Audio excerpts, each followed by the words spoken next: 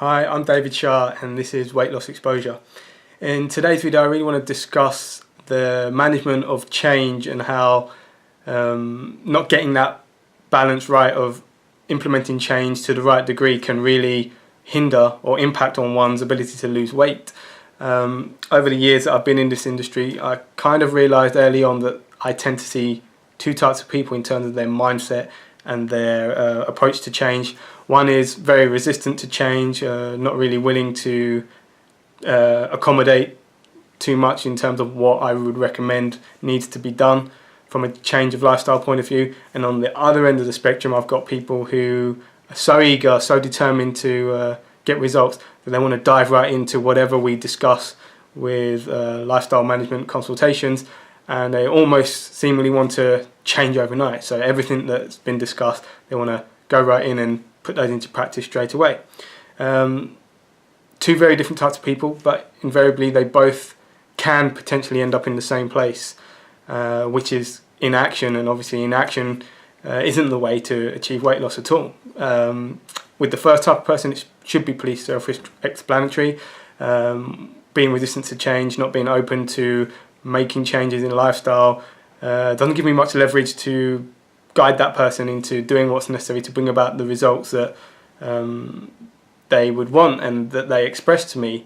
I can't really add too much more to that other than that I generally tell those types of people, those people with that type of mindset, that they should reevaluate why it is they want what they want from me, so whatever they've come to me for, and that if they really want to get to the bottom of that, that is then the way to move forward from there.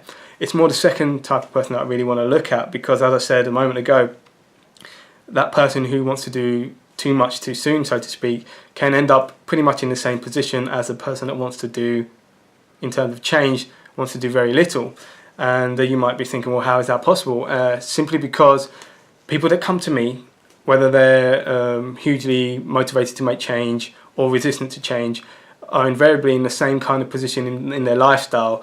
They might be stressed, physically fatigued, mentally fatigued, and just generally overburdened. So what happens is, when someone with all the best interests in the world wants to go headfirst into all lifestyle changes that they deem unnecessary, or we deem unnecessary, they tend to add to that stress level that they already have.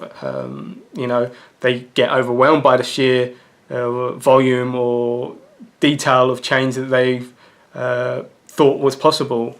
They don't know where to begin, or they can't remember what is necessary in terms of action. All these types of things lead them to usually compound whatever state, physical, mental, emotional state they were in prior to starting with me. So invariably they end up in the same place. You've got the one person that is resistant to change, so inaction, or largely an inactive person, leads to compromised results, if really any significant results at all. Whereas the other type of person who wants to do everything, who takes on everything, is left feeling overwhelmed, overburdened, and increased in their stress. Invariably they end up quitting, or just really kind of taking a big step back, largely leading to inaction in itself. So as I said, both largely lead to inaction, but for very different reasons. And I love clients that come to me with that willingness and motivation to put into practice whatever it is I deem necessary to make lifestyle changes to elevate their health and well-being, ultimately help them lose the weight they're looking for. So I'd much rather have that type of client. It's a breath of fresh air, because I can really work with that energy and that commitment. It's just a matter of me harnessing that in the best possible way, and teaching or informing the client and reinforcing to the client that change is a process and not something that has to be addressed in one go. Having said that, everyone is an individual, so some clients are more capable of taking on more change in one go, where others, in actuality, even though they might want to, find it a struggle. And the bottom line is, it isn't about how much you do at any given point. It's about doing what's necessary, full stop. And whether that takes 6 months, 1 year or longer, the sustained effort and the continual effort and progressive effort and change over time is what's ultimately going to lead to the results that people are looking for. My approach to managing change is quite simple, really. I generally cover 6 areas of lifestyle modification and assessment with my clients. These are gross areas within which there are more finer details. So the 6 areas are sleep, hydration, nutrition, movement, breathing, and mental and emotional well-being. They're not in any specific order there. I've just labelled all 6. And as I said, I'll assess clients on those, and invariably most clients will come back with needing some work in pretty much all those areas. And this is where people might then split in their thinking. They may think, oh, this is too much, or I don't need this, or something along those lines, and be resistant to change. Or they may think, oh wow, I never knew all these things were a factor. I really want to go head first and do as much as I can. And so they want to take on all 6 areas. And that is the thing that I'm talking about. And I would always suggest, no matter how much a person thinks they are capable of taking on multiple areas of change, I would always suggest we're going with one of those areas, usually the one that I deem is having the most negative impact at that precise point in that person's life, and really going head on with one area, and really working with that, and then getting first-hand experience of what that level of change and commitment to one aspect will bring.